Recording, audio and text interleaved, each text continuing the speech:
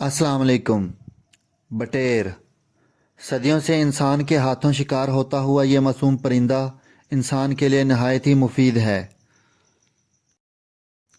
इसका गोश्त नहायत लजीज होता है।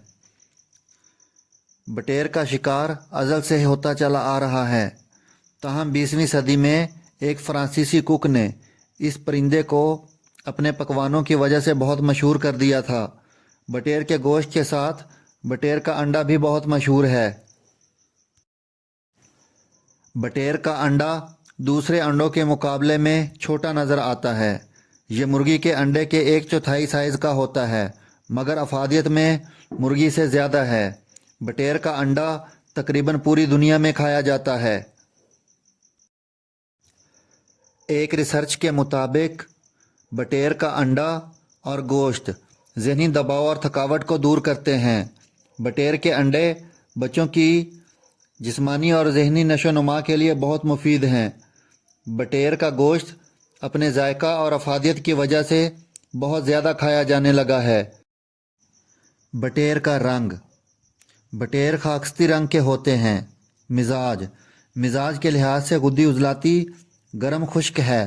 मिकदार खुराक हस्बे ज़रूरत या बकदर हज़म।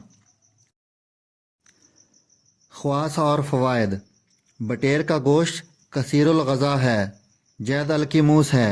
हरारत अज़ीज़िया में इजाफ़ा करके बदन को फरबा करता है। मुहल्लल उज़लात होने की वजह से खुश्की सर्दी के दर्दों को तस्कीन देता है। बेहद मकवी बा है, भूख लगाता है, मैदा को ताकत देता है। कसरत इस्तेमाल से सर दर्द पैदा करता है। वजल मुफासिल, फालिज, लकवा और संग गुर्दा मसाना के लिए नाफे है। कुव्वत बाह में बेइंतहा इजाफ़ा करता है। कमज़ोर मरीज़ों के लिए उम्दा ग़ज़ा है। प्यारे दोस्तों, क्या आपने कभी बटेर का गोश्त या उसका अंडा खाया है?